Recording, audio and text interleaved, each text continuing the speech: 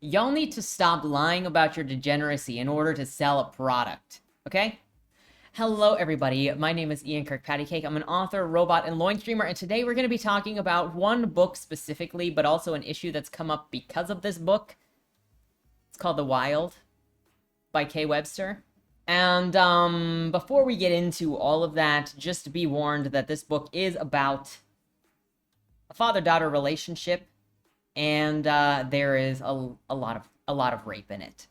But before we get into like what the book is and is this actually a book review or a book, like what the frick are we doing here, the business. Number one, if you enjoy what I do on this channel, please remember to like, share, and subscribe for more. Number two, if you would like to be featured on the channel because, you know, you like living dangerously and being related to me adjacently, there are two different ways.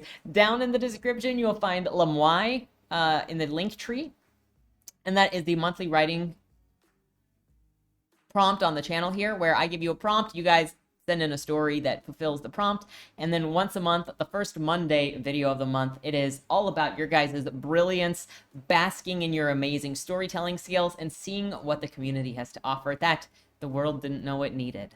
It's always a fantastic time because you guys are so good at what you do. The other way to be featured on the channel is if you are an indie author and you've got a book out or a book that is coming out, submit your first chapter and your cover, and they'll be read here on the channel, and hopefully that will help reading addicts find new things to stuff into their brain. I recently had a conversation with my grandmother where she asked how I was reading so many stories. I was telling her about Dark Harvest by Will Jordan and the experiences that we have been having with that. It has been an experience. And she was like, how do you manage to read so much when you're doing all of this other stuff? And I was like, I don't watch television. Because, guys, I gotta say it here, books are hardcore. The rules that apply to things on television do not apply to books. Books be wildin' all the time. So if you are looking for hard limits, which is funny that I should say that considering what we're about to talk about in a second here, books be where you want to go. Because you will find just about anything in them, if not everything in them. And so then number three, if you would like to check out any of my books, they are available at all of your favorite retailers or at the library. Enjoy them, roast them, burn them alive. I hope that you just don't hate them, really. Because I love my little ideas. So with that said, we're going to get into this. And so the first introduction is The Wild. What is The Wild by Webster? Number one, Webster is kind of famous for, or infamous for, writing taboo and specifically banished books. I'm first going to say, I've been done with this idea of marketing a book because, I wrote it such on the line so that it would specifically be banned so that I can use I'm a banned author as a writing gimmick. I ran into this back in 2017 when I got XXX Seamus, and I was told that that was not on Amazon, and then you look it up and it's on Amazon. But people have been using I'm a banned book, I'm a banned author as a badge of honor, while they're specifically going out of their way to create borderline content in the same way that people will like go on a social media platform that says it's free speech and then post borderline child pornography, and then when they're banned, they're like, I thought this was a free speech platform. You're doing this to yourself. You're not something special. I'm sorry. I hate this marketing gimmick. I hate that you think you're a badass for pushing the lines for no reason other than pushing the lines. But that's just me. Well, I like to get to know people via the books that they read and what they say about the books that they read. It's one of the reasons that I read Flames of Lethe, because I was trying to get to know the author of...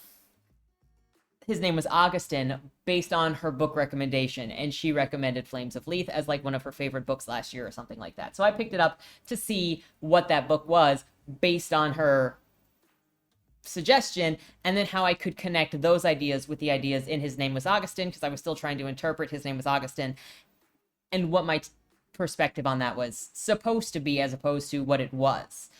So when I really want to get to know somebody, I go and see if they've got videos up. I go and try to see them talk and see how they present themselves, how they present their ideas, the kind of personality they put out there, to see how to interpret the content that they put out. I also go and, if they've got books out, I go and I read some of their books or a book of theirs to also get an idea for their voice and how they craft things and how they see the world as it's presented in the book. And even stuff that's like, so Will Jordan's book does not have a heavy voice in it. And that tells me something about that person, as opposed to something that has a very heavy-handed voice in it, like Unpregnant. The author of Unpregnant is definitely more of a prose writer because you get more characterization in the prose. And for me, you can tell that Will Jordan enjoys movies. At least this is my assumption. I don't know Critical Drinker like at all, but based on the reading of his book, it feels to me like he enjoys watching television and movies more than reading, and his book comes off more like a script with instructions in it on how to like project, and there's not character in the descriptions, so it's more sterile. But that tells me something about the author. Also, who the author chooses to make villains and how the author treats the villains also tells me things about the author. So if an author has completely villainized the villains and then like demeans them and attacks them and makes them everything that they believe is terrible, you get ideas of what the author believes is terrible by what they instill in the villains that they then treat terribly. If the author has compassion for the villains, then it doesn't feel like that same outright hatred, as opposed to looking at evil actions and condemning evil actions, but not the person. There's just so much nuance in analyzing fiction and to get a perspective on how somebody is that I don't really want to get into it in this video because that's not what this is about. Anyway, so when I want to get to know somebody, I try to consume content that shows what they say about themselves, shows who they are, and then shows how they interpret things. And one of the best ways to do that, to get a perspective on people, is to hear their book review or hear them talk about a book and then go read the book yourself and then see where your difference in experience happened, because you're going to read things differently than they read things. And now you're going to have seen what it is that they saw and what was pulled out that they did or did not acknowledge, and what somebody said they enjoyed or didn't enjoy. So I was brought to the wild because I used to do a show with the Year of the Author, and she brought it up as a book that she read, and then she recently did a book review of it, and so I added her book to some of her books. I actually have a list on my computer from when she listed some of her favorite books so that I could read them and be like, okay, so I'm getting some style in here of the vibes of my co-hosts. I did the same thing with Laura and got a list of her books that she gave me of what she likes to enjoy, and so I read The Wild. And I have a few things to say about that book and that marketing, and give a warning, specifically. If you've been around this channel, that sounded so much more depressing than I'm actually feeling. But if you've been around this channel, I want to preface before I get into anything. I'm going to give you a brief synopsis, because I didn't do an in-depth synopsis on this book. I will just give you the highlights because the majority of it's smut anyway. And then I'm going to get into the commentary, really. But I did want to preface this by saying, because I'm critical of the author's marketing tactics and because of the content of the book, it doesn't mean that I'm advocating for anything to get banned. It doesn't mean that I'm advocating against people writing what they want to write. My biggest problem in this situation is the blatant request to lie to people to push extreme content on them. And that's a bigger issue than just K. Webster. I've seen people that say they want to hide smut and stuff that's going to go to YA readers. They want to hide smut and stuff that's going to clean Christian readers or clean romance readers. And that's only for the purpose of foisting content that somebody doesn't want on a person that clearly doesn't want it. You're hiding something maliciously in content and lying to the person you're handing it to. For what purpose? To expose them to extreme content. Now, if you want to write sexual content, that's fine. Label it as such. But there is something that is so malicious and insidious in saying, I'm going to target these specific people that either said they do not want the exposure to this, or that should not be exposed to this, like 13-year-olds and heavily sexualized content, and then specifically sticking it in there and hiding it and lying to the person as you hand them the book. That is insidious and disgusting behavior. And I've seen it so casually flaunted around, including with this author. So this author does straight up say that she is a taboo writer, and this is a taboo romance. In the beginning of the book, there's this big warning that says this is a taboo romance. It may make you uncomfortable. It'll probably make you uncomfortable. It'll probably make you cringe. She doesn't tell you what is going to be in the book. Whatever. That wouldn't be so much of an issue if not for the note that's all the way at the end of the book, in which she says, do not tell people what is in this book, because they'll miss out on this beautiful love story if you warn them about the contents of this book. So she is deliberately asking people to lie and hide the extremist content in this book rather than selling the extreme content of the book, which is double disgusting if you're sitting over here saying, hey, I was banned from Amazon for writing this book. And then you tell your reviewers and the people that enjoy your book to hide the extreme content in there. So you can foist it unknowingly on people who are not prepared for literally that level of extremism. If you look at my backlog, we've had the conversation about trigger warnings on this channel and like marketing and what all of that means. And I'm not asking for a trigger warning in this case or in other cases that are like this. I'm asking for the author to not be a liar, to not fraudulently sell things. Because this isn't even it's also another thing if you have like a plot twist in your story. And so you're saying, hey, please don't spoil the plot twist. But we're talking about the basis of the story of this, which is an incestuous father-daughter relationship with grooming and a lot of rape.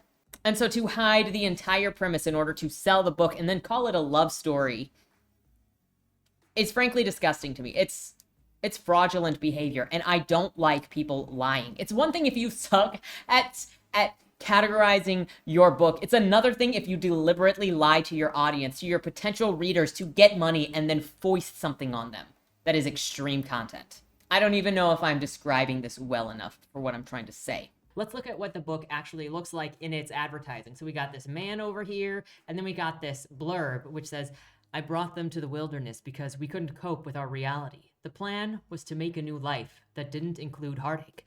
No people, no technology, no interference, just us. A chance to piece together what was broken. But in the wilderness, but the wilderness is untamed and harsh, brutal and unforgiving. It doesn't give a damn about your feelings. Tragedy lives there too. No escaping the truths that won't let you go. All you can do is survive. Where love, no matter how beastly, is the only thing that you can truly count on. Confusing, wrong, twisted, beautiful, sick. Love is wild. And we're going to set it free. Warning, The Wild is an extremely taboo story. Most will find that the themes in this book will make you incredibly uncomfortable. This book is only for the brave, the open-minded, and the ones who crave love in even the most dismal of situations. Extreme sexual themes and violence in certain scenes, which could trigger emotional distress, are found in this story. If you are sensitive to heavy taboo themes, this story is not for you. So typically what I've noticed, I don't read a whole lot of taboo, but what you can do with taboo is, or what you should know about taboo is it's pretty much anything that you would imagine would fall into taboo interests in society. Hopefully you get what I'm saying. So to get into what the story is about, there's a young girl named Devin, her father, Reed, and the mother, whose name doesn't matter because she dies in like the second chapter. And the mother is insanely depressed because she's had basically in her entire marriage, she continues to just miscarry. Then they adopted these twins, Devin and her brother, Drew, and it was just recently that the twin brother died. So the mother is severely depressed. She's been severely depressed for a very long time and has obviously been completely neglected by her husband because her husband straight up admits that, his wife has been basically a dead fish of a wife for a long time, to the point that he was taking his daughter out on dates where she was wearing tight clothing. He did call them dates, but it did state that they were grinding up on each other inside of a restaurant when she was 14. And so he's been treating his daughter overly sexually for years while recognizing that his wife is in grieving and is in crisis and has been in crisis. And instead of helping his wife as a husband is supposed to do, helping meet her in her crisis and get her out of that, it's been 16, 17 years now with the twins, since the twins were 17. He just lets her sit over there and rot in her own depression. The father ends up selling all of his business assets. So he's got like multi-millions of dollars, buys a huge acreage in Alaska to move them all to help mama heal from her pain. I don't think the most helpful thing for a massive debilitating depression that stops somebody from getting out of bed is total alienation in a place where the sun doesn't go. Because that's another thing. Depending on where you're at in Alaska, once winter hits, you've got minimal sunlight, period. When I lived in Anchorage, which is at one of the more southern points without getting into the little islands, it was still 3 hours of daylight in the middle of winter. And that's not counting the fact that it's overcast most days. So daylight doesn't even mean bright. It doesn't mean the sun is up. It means the sun has peaked at the horizon of the mountains, and then it went right back down, and it was generally overcast. So what is one of the worst possible things that you can possibly do for somebody in insane depression? Yeah, go to the place that is famous for sad and suicide, where your wife is going to be in utter darkness because you're getting acreage, so you're probably in near the middle of the state somewhere, and isolate her with no friends, no family, no support group or community tab whatsoever, and live in a camper. It's a disaster. Disaster of a plot. And you're supposed to like this guy? Okay, so then they get into the mountains. They get into Alaska, whatever. There's no house there. They're just going to live in a camper for a while until they find a place to build a house. That's the plan. Also dumb. You should have built a house before you moved up there. How are you getting food? You're in the middle of nowhere. Okay. So the family moves up there, living in a camper. For some reason, park the camper. They've got acres of mountain and forest to be in. And Reed decides he needs to park his stupid camper on the edge of a cliff. Because we gotta have the most convenient plot ever in order to make this work. So they're on a cliff. The escalation of events is very quick, where it goes...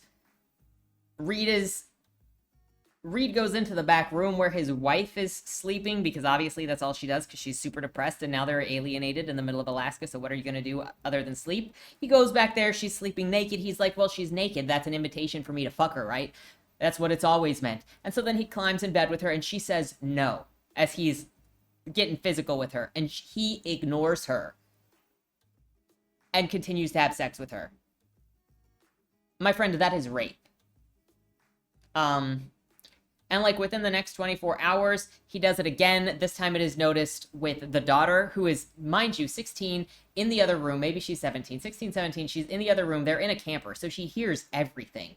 And she actually notates, oh, now I hear mom moaning this time, where last night it was only dad making noises. And so she starts flicking the bean to her parents having sex.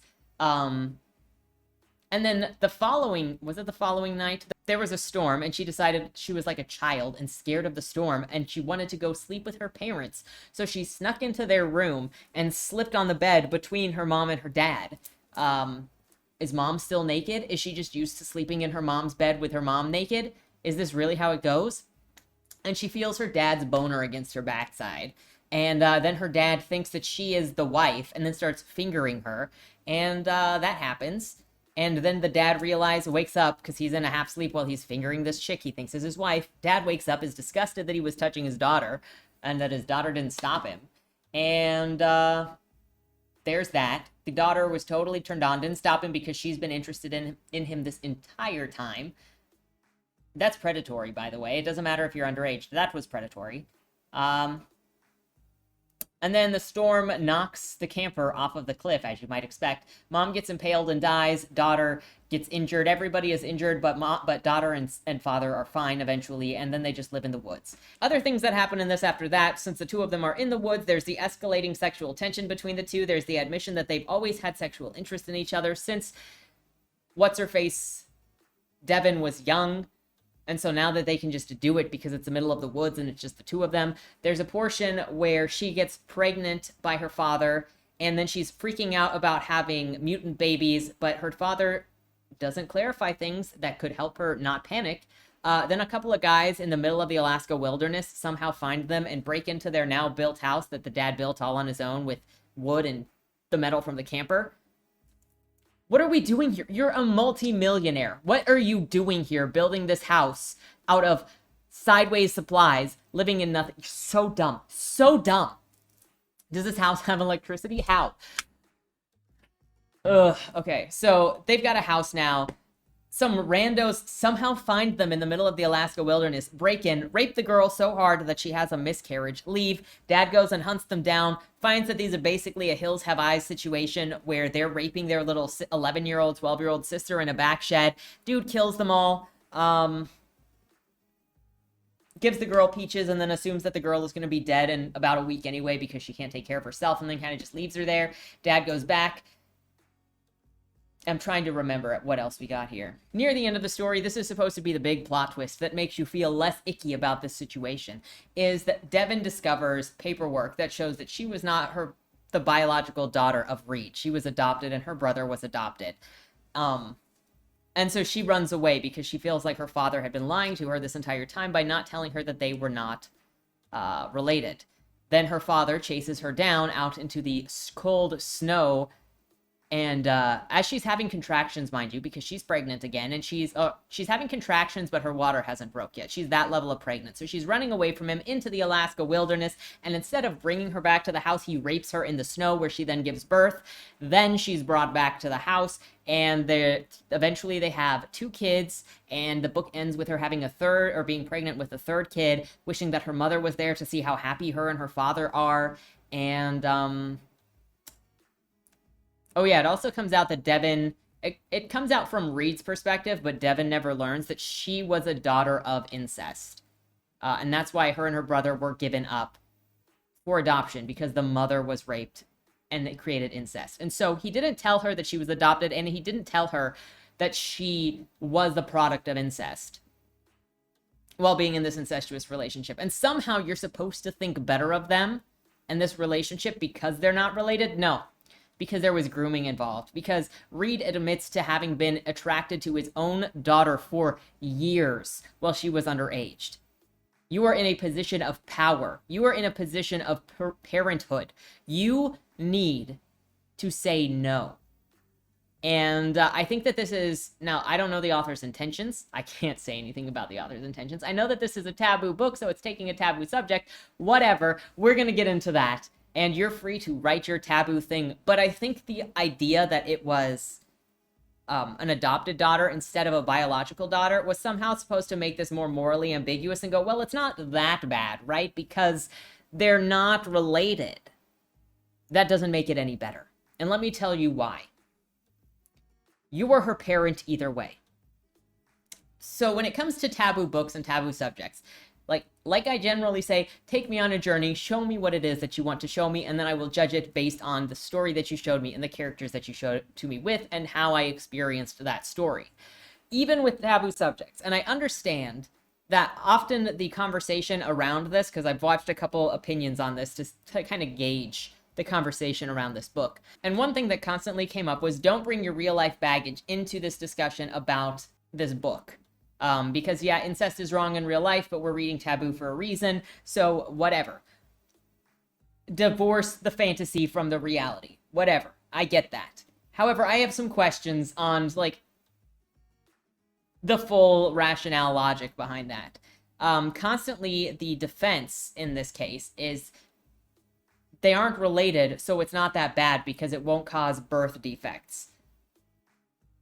My question to those making that assessment on the situation is your only concern with incest the birth defects?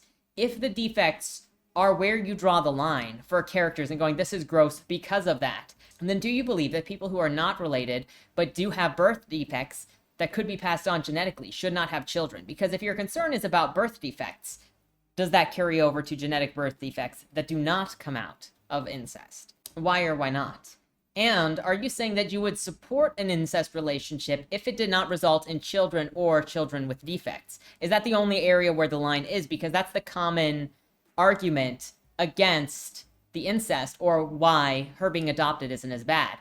And if not, then why is this always brought up as part of the it's not that bad? Is it bad or is it not bad because of the relationship between... Problem for me with the conversation of it's not that bad because they're not related and so there won't be birth defects is that it completely overshadows the abuse of the relationship between the caregiver and the child, the trust, the grooming, the sexualization of a child from the perspective of an adult, the focus on that child while they are a child to prepare them for sexuality as a child. To a child, the parent is God. Their word is everything. The kids typically believe whatever you say. While you focus on the incest birth defect issue, you're ignoring the grooming issue generally and just how bad it is. And that it doesn't matter if the groomer is related to you or not. It's just as bad, just as disgusting.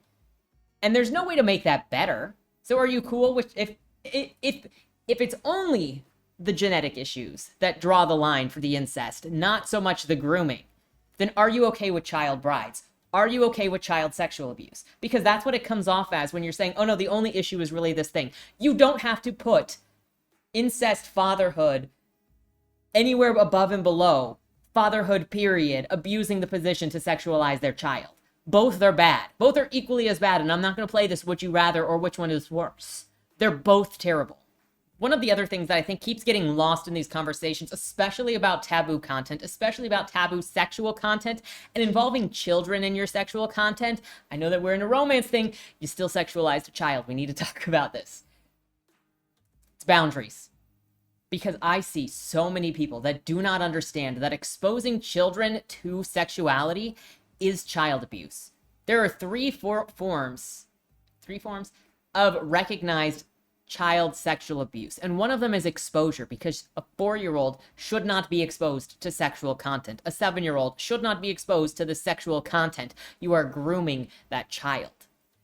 And in the discussions, the common discussions over social media, it seems that some people do not understand where the boundaries are anymore for exposing children to sexuality, that there is damage done, that you cannot be doing that. And you are a child predator by exposing children to sexual content. Sorry, not sorry. That's gonna be a strong statement, but that's what it is. And by exposing children to sexuality in this way, you destroy their understanding of boundaries, which I've also seen this lack of understanding in different relationships where friends are becoming sexual lovers, or people that are totally unrelated. Those girls back in the locker room, they are all definitely having sex with one another because there is no way in which this mind can understand a world in which character people see each other and do not just think about carnal sexual interest. We get business relationships reduced to sexuality. We get the shipping culture of putting everyone a rock with a banana. Why? Because all you can focus on is sex, and you do not know the boundaries of a normal functioning friendship or business relationship or familial relationship. You're not an animal. And it's disrespectful to humans in general to pretend that you do not have the control or the ability to think, and all you can do is chase those carnal urges. If you only have carnal urges to chase, you probably have a problem, and you should probably get help for controlling your sexual urges. But this constant of introducing children to sex is just erasing the understandings of what you can and cannot say to somebody, or what you can and cannot do to somebody, or where the boundaries are for sex. And it's insane to me. The focus on non-consent, and this carries over, freaking knowing boundaries, talking about boundaries. So we got the introducing children to sexual content that they are not mature enough to experience, and how it affects their perceptions of others, their perceptions of relationships, how it affects the sexuality as they get older. We've got the lack of understanding of boundaries of different relationships, of where to draw the line, that a brother is not a friend is not a business partner. You don't have to sleep with everybody in your vicinity that you think is hot. We've got that lack of boundaries. But then we've also got this carrying over to how the author approaches readers. The focus on non-consent is so insane, and that's what this is. None of my criticisms in this video have anything to do with what anyone should be allowed to write. It has nothing to do with that. Creative liberty is the ability to do whatever it is you want. What bothers me more about this book is what bothers me the most about this book is what feels like disingenuous marketing behavior, victimhood marketing, and deliberately lying to readers to create a business model. So I wanted to reiterate that specifically. That deliberately lying about the content of your book is not the same as the trigger warning discussion. It is mismarketing. It is knowing that you've got something questionable in your book that you don't want people to know about so you can surprise them with it. And for me, it's dubious at best and insidious at worst. I don't know why you would want to foist extreme content on somebody unsuspecting by mismarketing a book, by deliberately lying to somebody about that book. At this point, I don't really know what I'm saying anymore, other than I'm kind of really tired of people deliberately lying about content, and I don't understand what the point is for deliberately misleading people to make them read degeneracy specifically. Enjoy your stuff. Like I said, this is not, these opinions are not about destroying any genre or going at people for having their enjoyments, but I was specifically curious about where that line came from for incest when it's using real world defects in a fictitious setting where it says other things in a fictitious setting do not need to correspond with the real world. Where is that boundary? Also, you need to stop lying to people. I have such little tolerance for deliberate lying to readers. It is so disrespectful to somebody that is trusting you to tell a story. I wouldn't even have ranted about this if it were not for the author deliberately saying, lie to readers and hide the extremist content of this book and hide the extreme content of this book in order to surprise them with it. Like, that's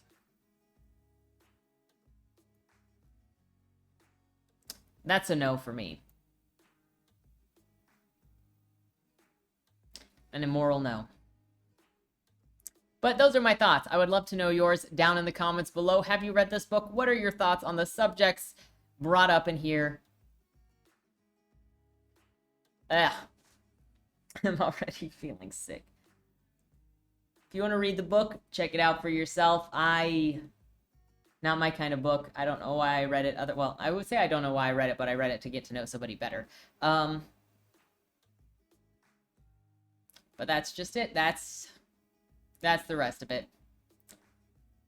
Don't get the idea that I like reading this kind of stuff, please, because I read for so many different reasons, but the smut makes me so ill. I don't think you know how bad it is. With all that said, thank you so much for watching. Have a great weekend, and don't die.